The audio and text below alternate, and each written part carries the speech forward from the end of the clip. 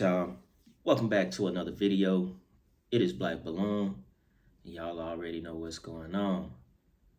Now look, in this video, we're going to go more along the lines of the last video we did, which was about Gabriela Jimenez, right? And the disappearance of Gabriela Jimenez. So in that video in the comments, like I told y'all, like this channel is powered by y'all, basically. So every time y'all request something, and especially if it's good, if there's enough for me to research, I jump on it and I try to get the videos done that y'all request, especially ones that I see. Somebody requested that I do Tammy, Lynn, Leppert, if I pronounced her last name correct. So she had a small role in the movie Scarface, right?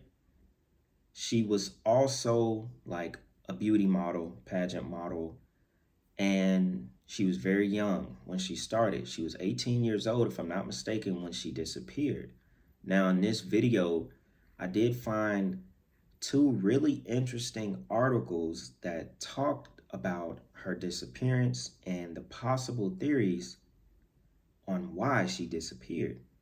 Now, I thought this one would also be interesting because till this day, there's absolutely no word of what happened to her. Not sure if she died, if she continued on another life somehow, no idea. So I thought we would get into this video, go over the article and see what y'all think about it. Like, I wanted to start doing more videos that are like, mysterious disappearances, things that just, like I said in the last video, things that just kind of go away from what we always do on this channel. It's not like I'm changing the character of the channel and just starting different kind of stuff, but y'all already know how it is, man. It's good to keep things fresh and tackle different kind of subjects. So, feel free to throw at me any requests y'all want to see as far as these kind of topics, mysterious disappearances and stuff like that, right? So yeah, man, with that being said, look, we'll go ahead and jump into this article. I'm not going to make this video that long and drag it out, but I did think this would be a good one. So y'all, check this out. All right, y'all. We're going to take a little bit of time to jump into this article, get a background about Tammy Lynn Leppert, and go into the possible theories of how she disappeared. First thing I can say about this before we really get into it is that she started participating in beauty pageants at just 4 years old, y'all. Her mom was a talent agent, and the beginning of the article says that she supported her child's interests. Now, at 4 years old, I can't imagine a little girl already being interested in beauty pageants. Maybe at that time, in the 60s or 70s, it might have been different. I know that is a world in itself. My message is that, we've talked so much about parents allowing their kids to jump into this life, jump into Hollywood, pushing them, promoting them, putting them into a world of wolves, no matter how young they are. We see it with Nickelodeon. We see it with Disney. It doesn't matter how old they are. Honestly, the younger, the better in that evil, wicked industry. And these parents don't know what they get themselves into. Yeah, she started off in beauty pageants, but she ended up in Scarface. And ultimately, that was the reason she has not been heard of in over 40 years. So, Tammy Lynn Leppert was an 18-year-old model and actress from Rockledge, Florida, who went missing on July 6, 1983. She was exposed to the limelight at a young age and participated in a beauty pageant at just 4 years old. From the beginning, it was apparent that Leppert was destined to be a star. Her mother, Linda Curtis, was a talent agent who supported her child's interests. Leppert had participated in almost 300 beauty pageants, and of those, she won 280, just all by 18 years old, y'all. As she grew up, Leppert realized that she wanted to be more than a pageant queen.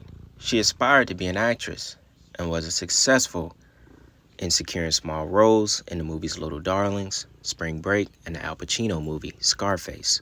Her dream of making it big in Hollywood was slowly materializing, but it was cut short when she disappeared in 1983, and she has never been seen or heard from since. On July 6, 1983, Tammy Lynn Leppert left her home at Rockledge before noon and bid farewell to her mother. Supposedly, she left without her purse. I don't think she had shoes on either. She told her that she would be spending the day at a beach with her friend, Keith Roberts. Leppert was expected to return home that same day, but she didn't. And that was the last time she saw her daughter. And according to reports, Leppert never made it to the beach. On the way to the beach, the two had an argument, and Roberts ended up dropping Leppert off at the parking lot of a known landmark in Cocoa Beach called the Glass Bank. That was her last known location. The team made phone calls to her Aunt Ginger's workplace from a public phone near the bank. However, her aunt was not present at work during that time and only received messages from her niece that were described as urgent. Leppert also phoned a friend named Ron, but he too wasn't able to take the call.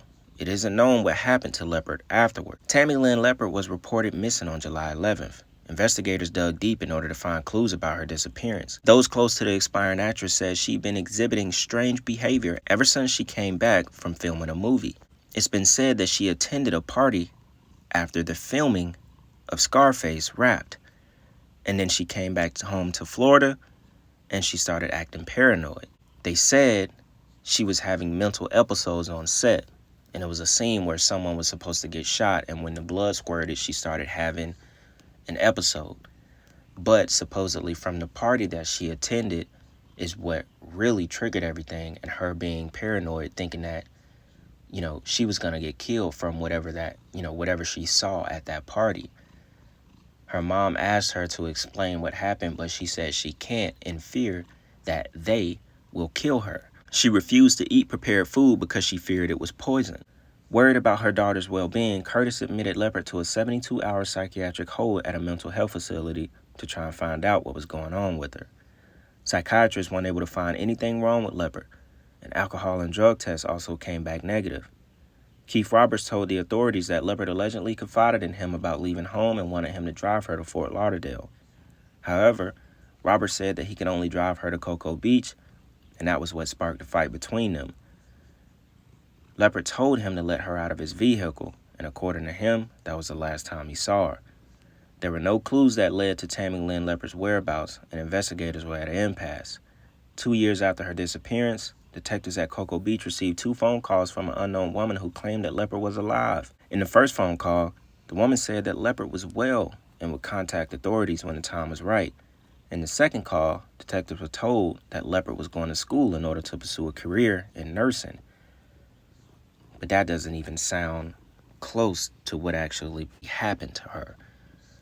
One of the detectives who worked on Leppert's case, David Bartman, said he believed that the aspiring actress left on her own and foul play was not suspected, and there's no indication Leppert was taken anywhere against her will. And to some, the idea that Leppert ran away to become a nurse was unlikely, because she only wanted to ever be an actress. Now, Keith Roberts was the last known person to see Tammy Lynn, and he was investigated by detectives. There are some who think that Roberts knows more about Leppert's disappearance than he shared, but there's no proof.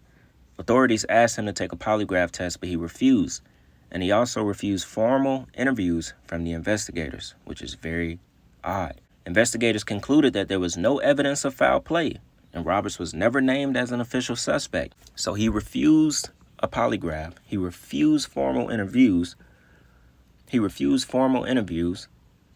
And they concluded that there was no evidence of foul play. I'm sure they did other investigating around him, but nothing came back that he was anyway involved. There were 2 known killers who were active at the time of Leppert's disappearance, and the possibility of one of them being responsible for the teen's disappearance was also investigated. Christopher Wilder, who was convicted of at least 8 murders, lured his targets by promising modeling jobs.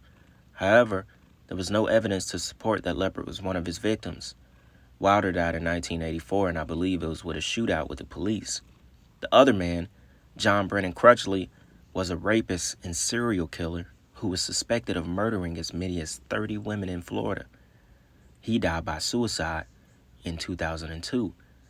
And my God, did this man look evil. But investigators never found evidence linking Leppert to Crutchley as well. But my thought about that is, if he was suspected of murdering as many as 30 women in Florida, y'all, he never got convicted of murder, not one single time. He died by suicide in 2002.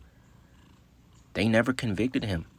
He was suspected of murdering as many as 30 women and faced no conviction.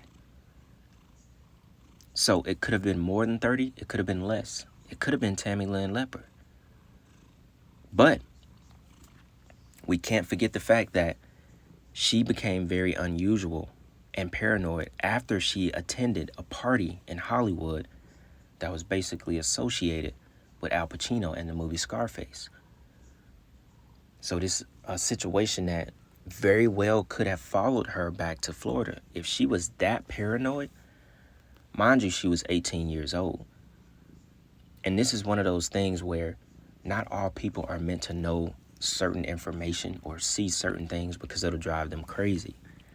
I know people who read the Bible, y'all, and they were never the same person they was before they read.